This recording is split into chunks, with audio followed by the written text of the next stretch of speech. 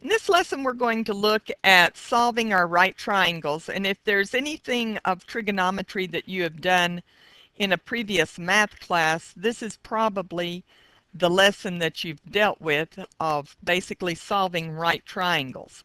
And so we're going to take a look at how to do that. Before we can look at solving our right triangles, we need a little discussion on significant digits because it'll help us as we know how to round our answer. There is some controversy on definitions of significant digits, which numbers are significant digits. So what you will need to do, your book at this point should have a table in it that tells how they're going to be rounding, and you may want to read that so that you understand when you check your answers if they're not quite the same, well then is it because of significant digits and the way they were rounded. The definition we're going to use is that the number of significant digits in a number is found by counting all the digits from the left to the right, beginning with the first non-zero digit on the left. So if we took this number, 71 thousandths, if we start at the left and we find the first non-zero digit, well, our first non-zero digit would be the 7, and then we would count all the digits to the right. So this number would have 2 significant digits. Okay, if we go to this one and we start at the left and we go into our first non-zero digit, it would be the 6. And so this number would have 1 significant digit. This number would have 4 significant digits. And there are times, and this is where it becomes confusing, when you count the zeros and times when you don't. Basically what we're trying to do is look for accuracy of knowing how closely the number has been rounded. So this one, starting at the left, our first digit is a non-zero digit. It's a 4. And then we would count all those zeros. So this number would have 5 significant digits. What these zeros are showing is how accurately it's been rounded. So we know that, this could have been anything from 3 and 3.9995 all the way up to something like 4.00004. And it would have all been rounded to this number, but it shows accuracy. So this number would have 4 significant digits according to our definition. And this number would have 4 according to the definition that we're using. And as I said, there is some controversy, especially when you would get to this number. I know I've looked at books that would say this only had 1 because we don't know, was this rounded to the nearest ones? And so it's showing something very accurate. It could have been 4,999.5, which was rounded to this. Or was it rounded to the nearest tens? Was it rounded to the nearest hundredths to be this? Or was it rounded to the nearest thousand? This could have been 4,500 and rounded to the nearest thousand, which would show that it's off by a good bit. So there is there's differences of opinions as to how you would actually go about counting your significant digits here, especially when you would get to a number like this. And then I've also seen some differences on a number like this one, because this does show accuracy. It was rounded at least to the nearest thousandths. So you will want to read your textbook and to see how they're going to define it. We're using this definition because it's a pretty easy one to deal with. And so that's as I'd go through, and you'll find that probably even as I work some of the problems, I don't necessarily use this. Now, what we use that for is so that we know how to round our sides and how to round our angles. If our sides are not that accurate, then we don't need a super accurate angle. So we're going to basically say if the sides have two significant digits, like if the side was this number, then what we'll do is we will round our angle to the nearest degree. So we won't use any minutes, we won't use any seconds, we won't use any decimals. We'll just have it rounded to the nearest degree.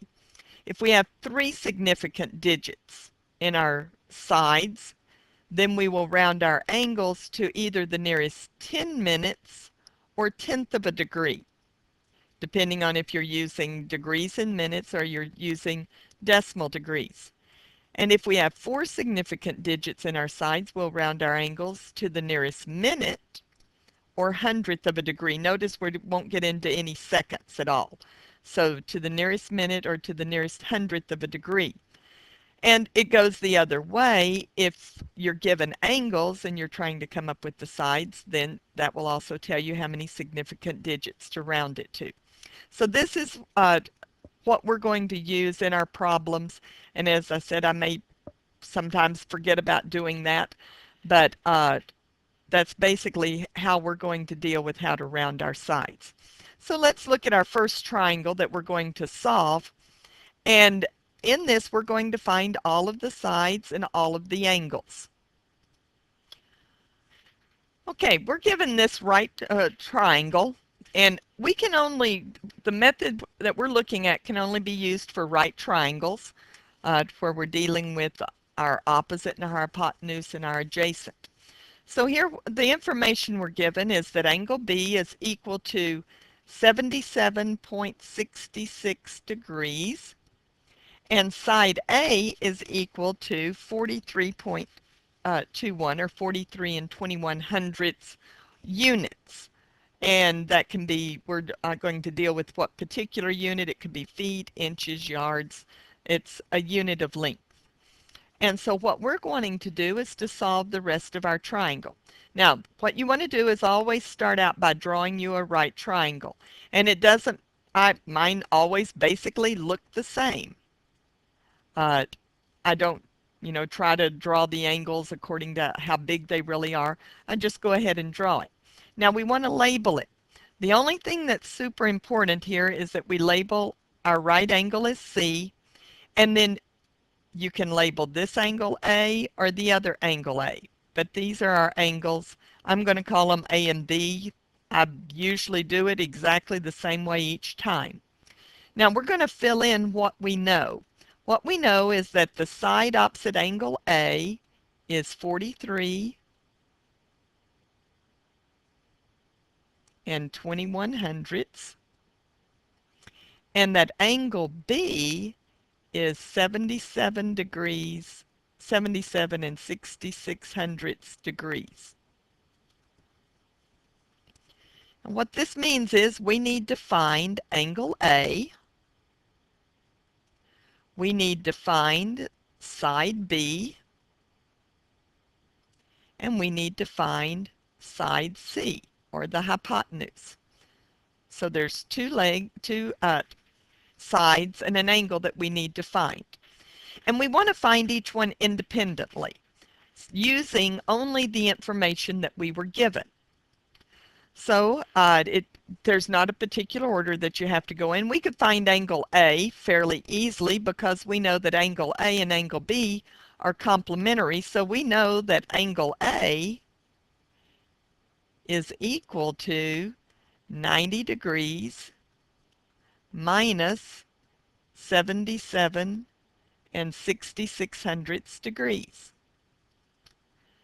So we could go to our calculator, or that you can easily do, but let's just go ahead and use that. We've got 90 minus 77 and 66 hundredths. Now when you're using decimal degrees, you don't have to worry about, the degrees in minutes.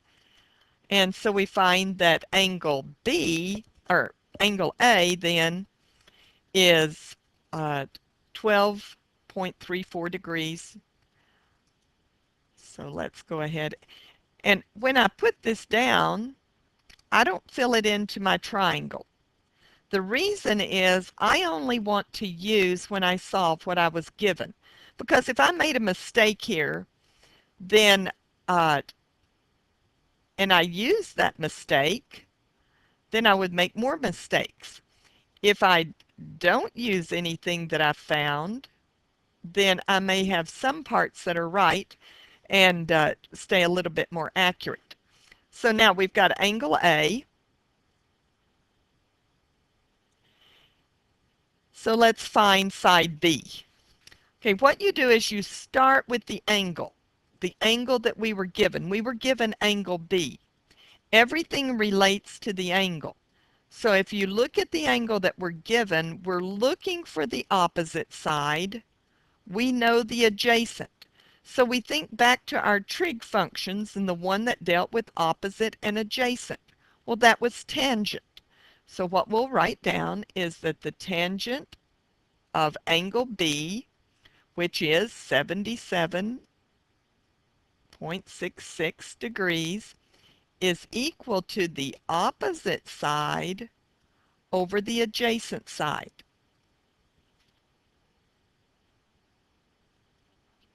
Now we just have an algebraic equation to solve. It's a proportion, so we can do the cross product. So the tangent of 77.66 times 43.21,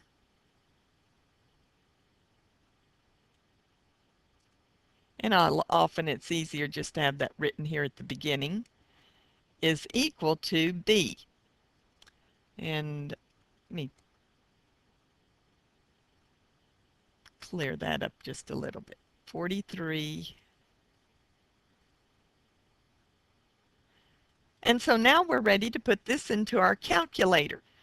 So let's go to our calculator and we're going to put this in. Now, one of the things you need to make sure of before we do, we're dealing with degrees.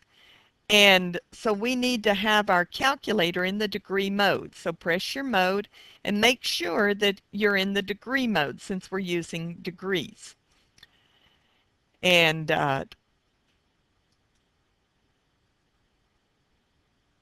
so what we will have then is 43 and 21 hundredths times the tangent of 77 and 66 hundredths equals. And we get this number. Now this is a side, and if our other sides were rounded off to 4 significant digits, or that's what we were given, then we're going to round this to 4 significant digits, which would be 197 and 5/10. So 197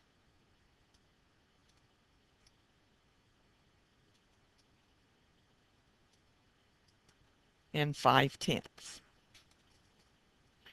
is what B is equal to.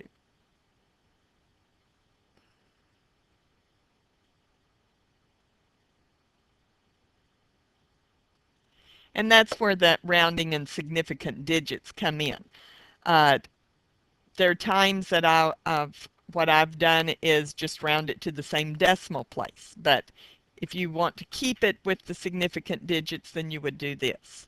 Okay, now let's go back. We need to find the hypotenuse, side C. Some of you may say, well, we could use the Pythagorean theorem now. But to do that, we would have to use this side that we just found. So let's go back. For angle B, we're given the adjacent side. We're looking for the hypotenuse. So the function we have that deals with adjacent and hypotenuse is cosine. So the cosine of 77.66 is equal to the adjacent over the hypotenuse. Now when we do the cross product, remember this is understood to be over 1, we get C times the cosine of 77 and 66 hundredths equals 43.21. We want to solve for C, so we're going to divide both sides by the cosine. So we'll end up with 43.21 divided by the cosine of 77 and 66 hundredths. Okay, let's go to our calculator then and do this problem. We've got 43 and 21 hundredths divided by the cosine of 77 and 66 hundredths. So we get 202 and 2/10, rounding that again to 4 significant digits. So C is equal to 202.2.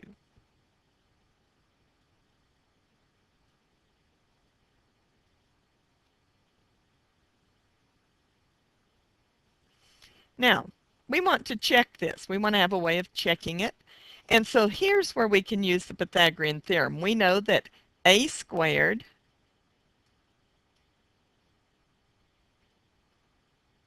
plus b squared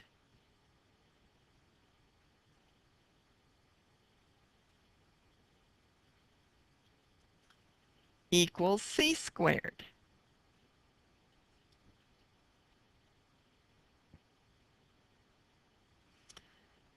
So let's just put that into our calculator and check that out.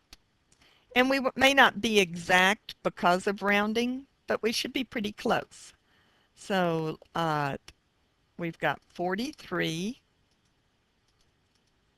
2100 squared plus 197.5 squared. And so that equals, and you can do it this way, and then you could go down here and say, okay, 202.2 squared. Press enter and see what that is. Now, you can see that we're off by just a little bit, but that's because of the rounding. And so we're fairly close. We can be pretty sure that it's accurate. The other thing that you could have done up here, let me just go back to that number. Instead of squaring, we've got this one, so let's enter. When we got that number, then we could have said second square root, second answer, so that it takes the square root of that answer, and it should have been then what our hypotenuse was. So there's a couple of ways that you could do this, and this looks a little bit closer. You can see how that would round to be the same thing. So there is a way then that we can check our answer. All right, let's look at another problem.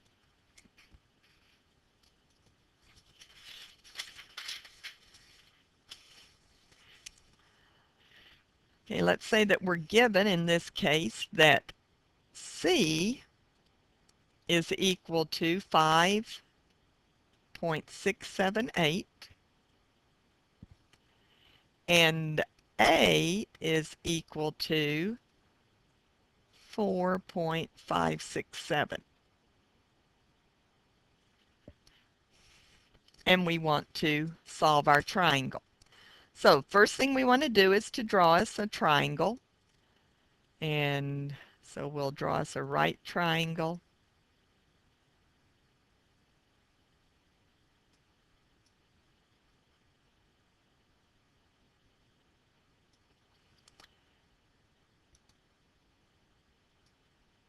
And we'll label it side angle A. We label it according to the angles. The angles are what determine the sides. So what we're given is that side A, so the side opposite angle A, is 4.567.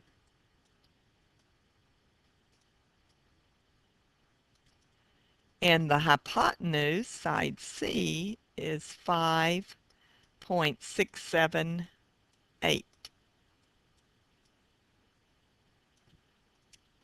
Now, what we need to find is side B.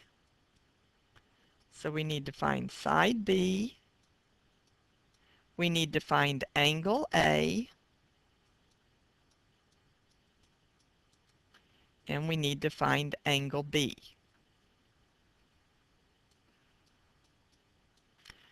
Okay, let's start with side B. And we can start with any one that we want to, but let's start with side B. Well, when you look at what we're given two other sides. So we'll use the Pythagorean theorem to find side B. So we know that a squared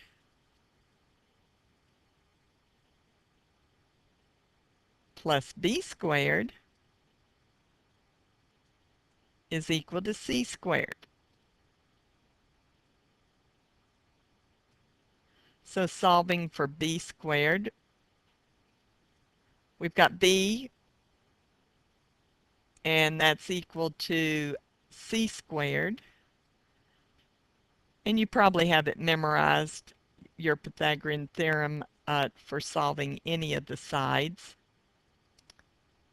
So that's c squared minus a squared.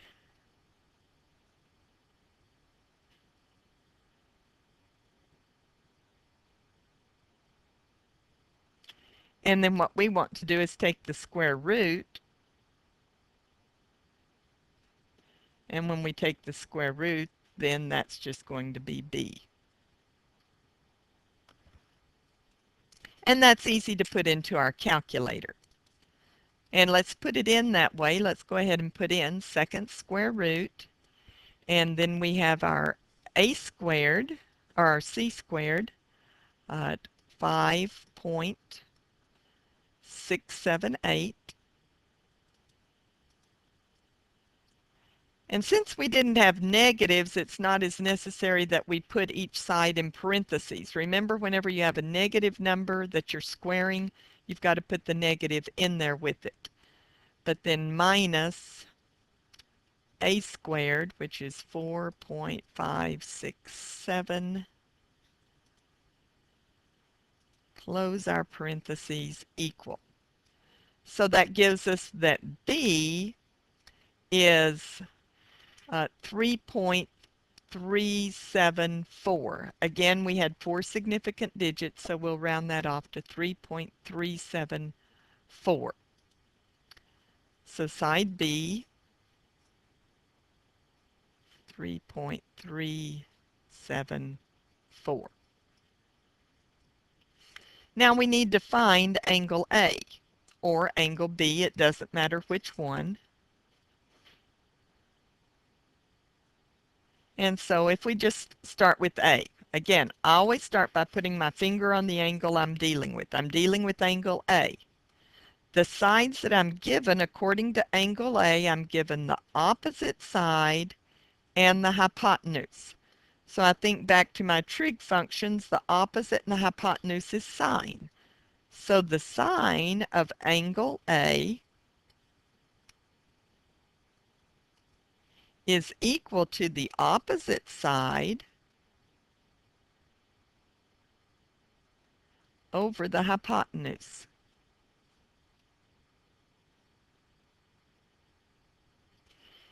Now, here's where we're trying to find the angle. So remember, this is where we use the inverse function. So the inverse of the sine of this number, whatever that is, and we'll be able to put it into our calculator just like that. We don't have to do a computation and then write down an answer and then use that answer. The more that you can put in the whole computation, then the more accurate you'll be. So that will equal angle A. So as we go to our calculator,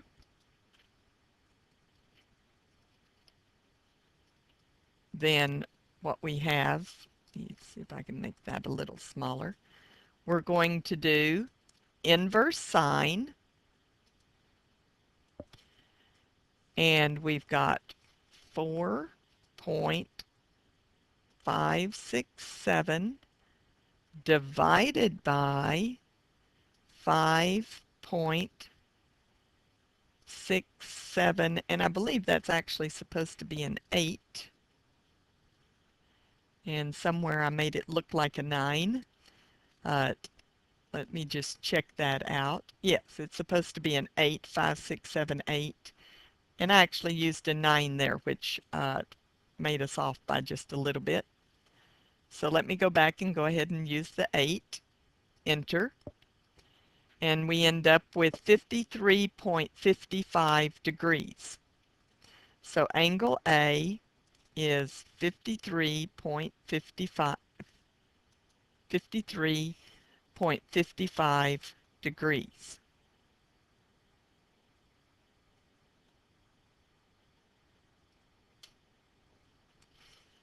Okay, this should have been an 8. I don't think it will change our answer much, but I'll go back and check that. But I believe we would end up with the same answer. That's not going to have that much of an effect. But I did somewhere along right here, my 8 looked like a 9. And so when you're writing, always try to make it clear. My tools are not that easy to write with. So this is supposed to be an 8.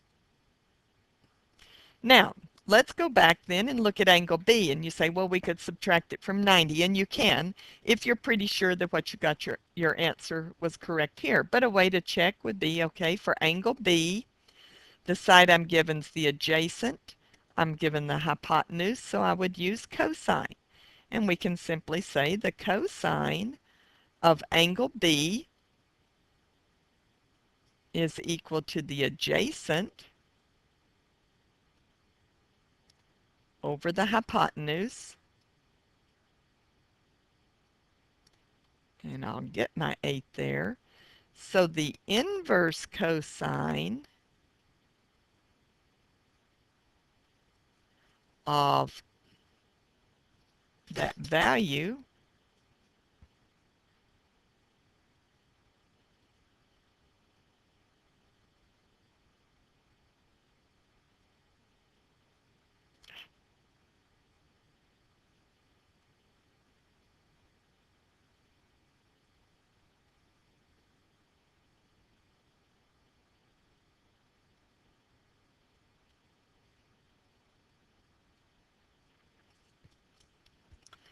Okay, putting that into our calculator, we have inverse cosine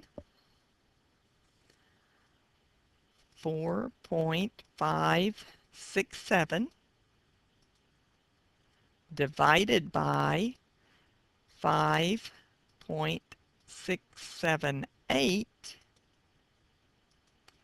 and we end up with 36.45 degrees.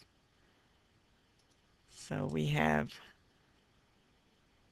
36.45 degrees. Now, a way we can check and then feel that we are accurate is those are complementary. So they do add up. And so we solved our sides. Let's look at one more, and then we're going to look at a little different concept here, some things that we can do in solving a little bit more indirectly. We'll look at one that might be a tiny bit easier than some we've just done. At least we won't use as many digits. So angle B is equal to 21 degrees, and side C is equal to 4 2/10 feet.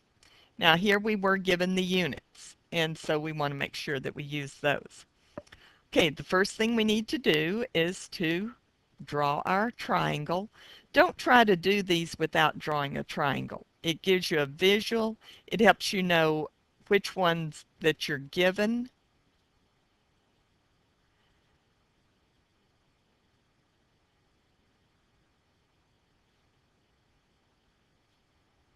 Okay.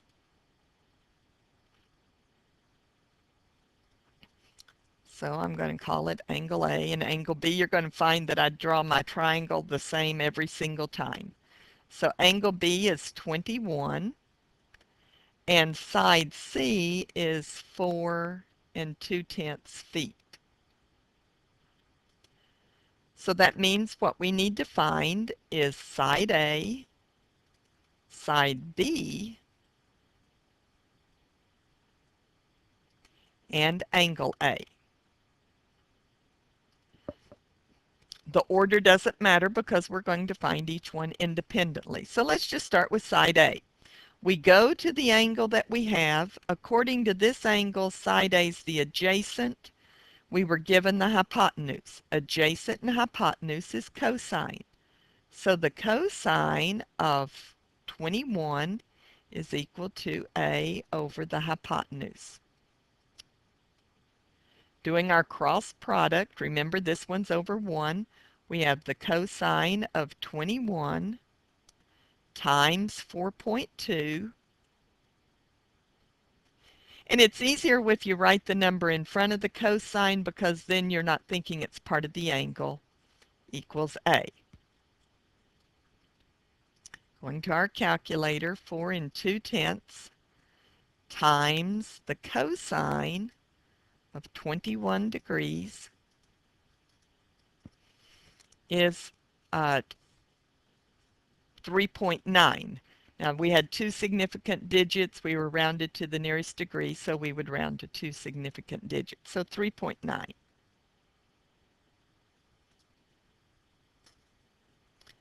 So side A is 3.9 feet.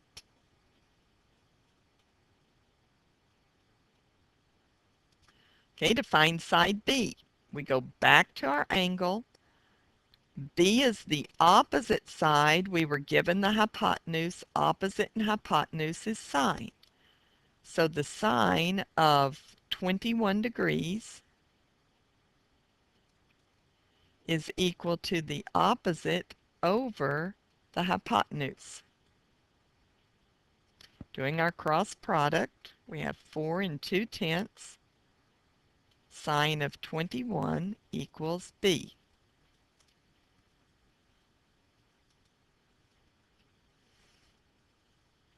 So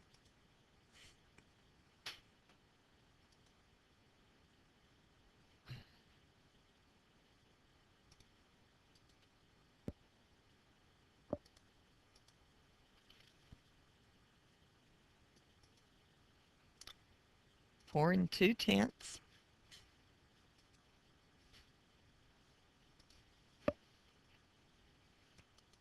Okay. 4 2/10 times the sine of 21 degrees. So to two significant digits would be 1 5/10.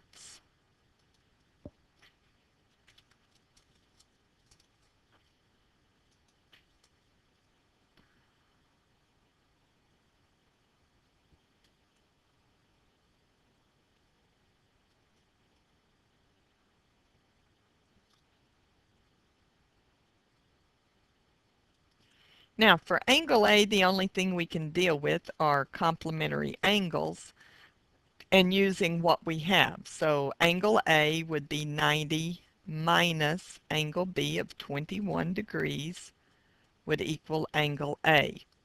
And so angle A would be 69 degrees. And again, we could always check this by using the Pythagorean theorem. We know that A squared plus B squared should equal C squared. So let's check that part out. A squared was 3 9/10 plus B squared was 1 5/10. And then let's take the square root of that. Second square root, second answer. And that should be C, which rounded to two places would be 4 2/10. So we can be pretty sure that we are accurate. Right, this is our basic way of solving right triangles using our trig functions. Now let's look at a couple where we're having to do some things a little more indirectly. And these get to be a little bit more challenging, but we're still using the same idea. And what ends up happening is to measure indirectly, you can't always draw your right triangle. Let's say that we were wanting to measure a height, the height of something, and we could not get right up to it. Maybe it's a mountain. And so we can't get right up underneath the mountain to be under the peak. And so what we can do is there may be some parts that we can measure. We're going to look at several of these where in this case, we're going to have us a triangle.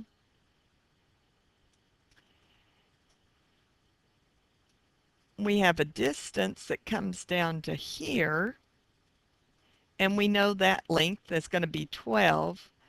And then we have another distance, another hypotenuse, and we're going to know this one, this distance.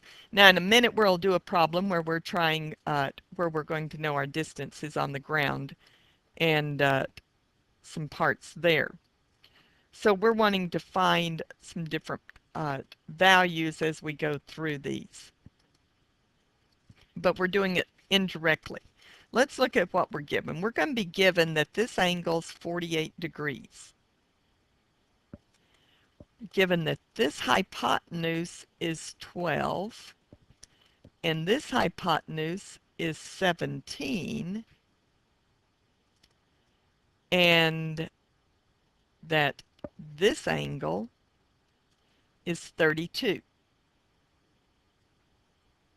This one's going to be fairly easy to do at this point, and then we'll look at one that's a little bit harder. So what we want to find is x, this distance from here to here, and y, the distance from here to here. Well, as we go through to do that, we can see that we've actually got two different triangles. And so we have us a right triangle here, and we could find this side. We have an angle. We're looking for the adjacent. We know the hypotenuse. So we can find the cosine of that angle. So the cosine of 48 degrees is equal to the adjacent over the hypotenuse. Doing our cross product, 12 times the cosine of 48 equals x. So if we go to our calculator, 12 times the cosine of 48. So that would equal 8.0 to two significant digits. So 8.0 equals x.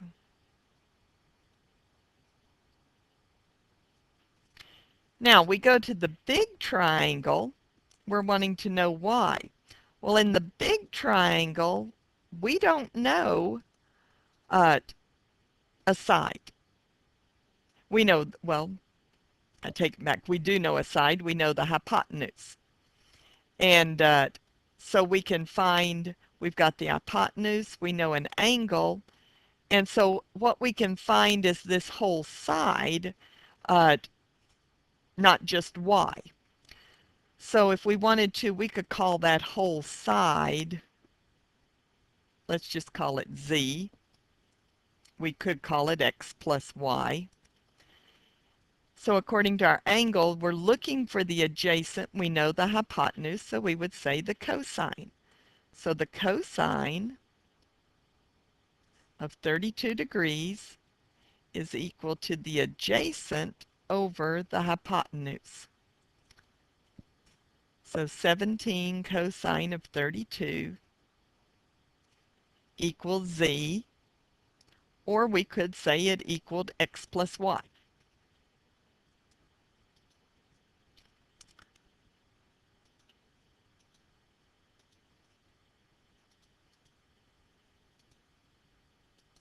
So we find that z is 14.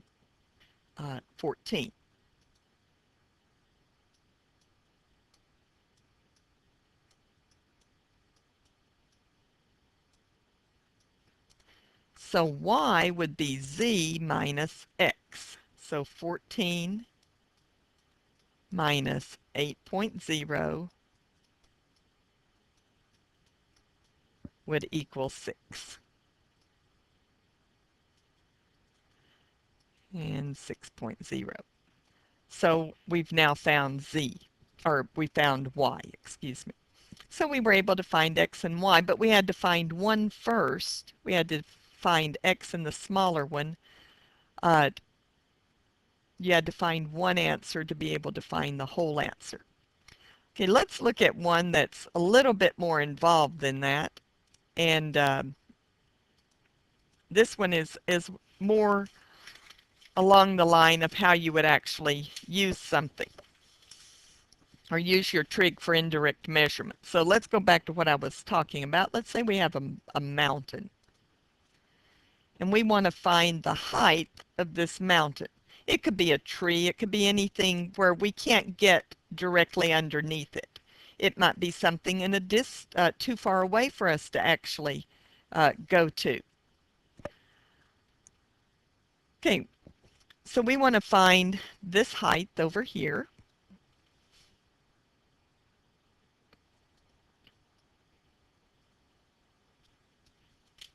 Now, what we can do is we can find a spot on the ground uh, in a line with the base or with the top, uh, and where we could use a transit and measure the angle to the top of whatever we're trying to find the height of. So we could find this angle. And let's say that we found that angle was 57 degrees. Whoops.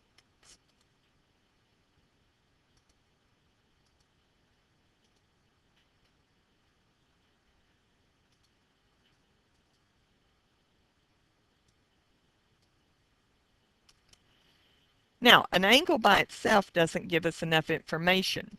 And we were too far away to measure that distance, so we can't find that. So what we're going to do then is we're going to, from this point, we are here, so we can measure. So we're going to back up and measure some distance.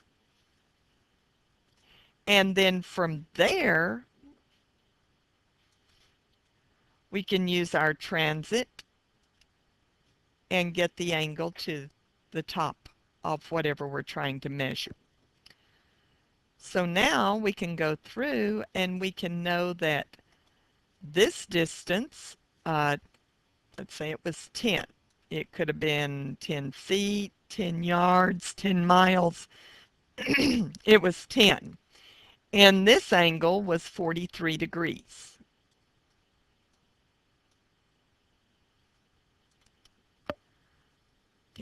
Now we have enough information that we can find the height of the mountain.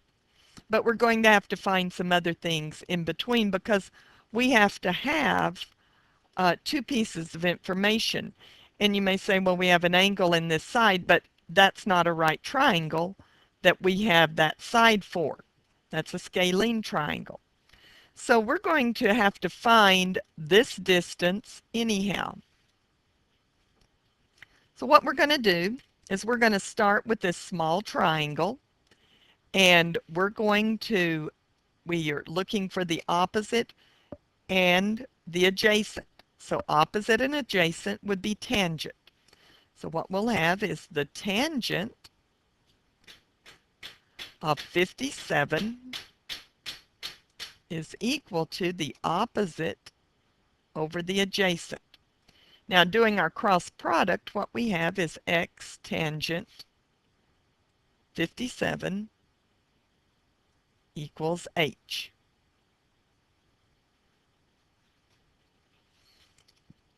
Okay, now what we're going to do is we're going to go to the big triangle, and we've got an angle. We're looking for the opposite side, and we have parts of the adjacent. So we'll write that expression. The tangent of 43 is equal to the opposite over the adjacent, which is 10 plus x. Now when we do our cross product, we have 10 plus x, and since it's two terms, we'll have to put it in parentheses. Tangent 43 equals h. Now, we have two unknowns in each of these, and we learned back in algebra that if you have two unknowns, you have to have two equations. Well, we do. Both of these equations equal h. We have a transitive property that says if two things equal the same thing, then those two things equal each other. So, x tangent 57 is equal to 10 plus x times the tangent of 43. Both of those were equal to h, and so that means they're equal to each other. And now we have an equation with one unknown. So let's go through and solve it. We'll need to remove our parentheses, so we'll use our distributive property.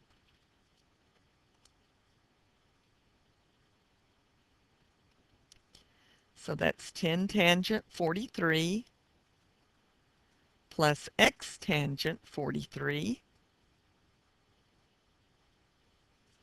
Now we're solving for x, so we need to get our x terms on the same side. So we'll subtract x tangent 43 from both sides.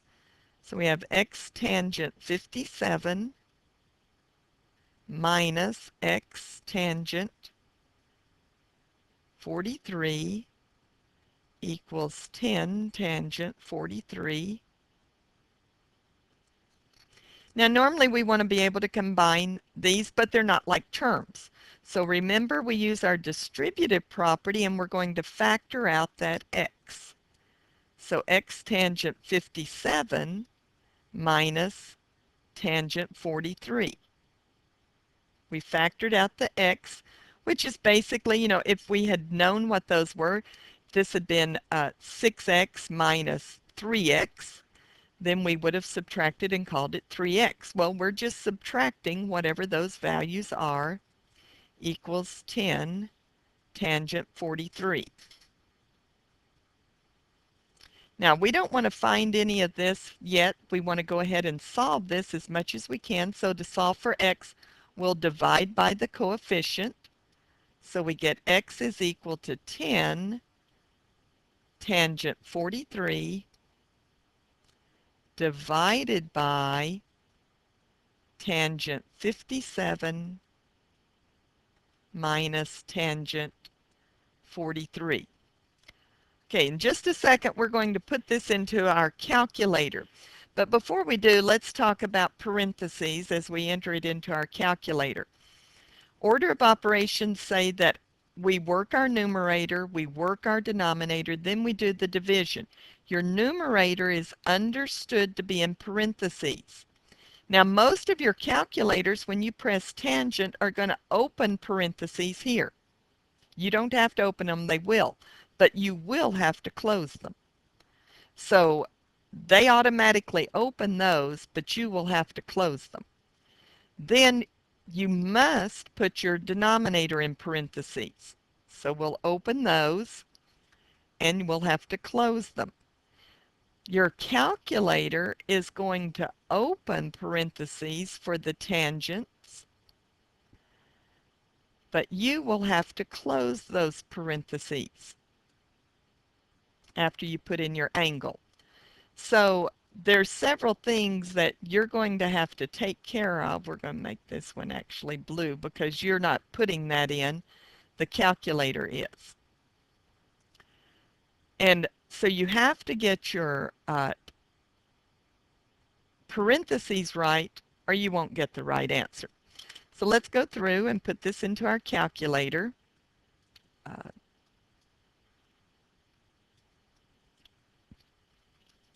So we have parentheses, 10, tangent, and see it opened those parentheses, 43. Now we have to close the angle. Whoops, I didn't put my 43. We have to close the angle and then close the numerator. Divided by. We have to open the denominator, tangent 57. We have to close those parentheses it opened. minus tangent, it opened parentheses, 43. We close the angle, we close the denominator.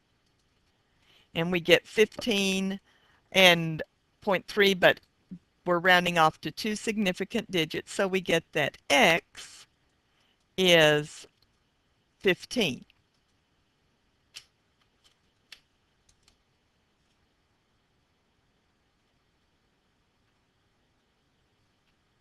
Now, that's real good, except were we solving for x? No, we wanted to know what h was. So now that we know what x is, we can just go back up to this equation and we can substitute in for x. So we know that the tangent of 57 is equal to h over, well, let's go back to this one where it's already solved for it. That would be a smarter thing to do. Instead of having to solve, we've already solved. So we have that x, which is now 15, tangent 57 equals h. And we can plug that in. 15 tangent 57. And so we get that the height of whatever we were measuring was 23. And again, we don't know what our units are, but h then is 23. So it's a way that we have of going and solving something indirectly. And this is a big use of trigonometry, is doing indirect solving.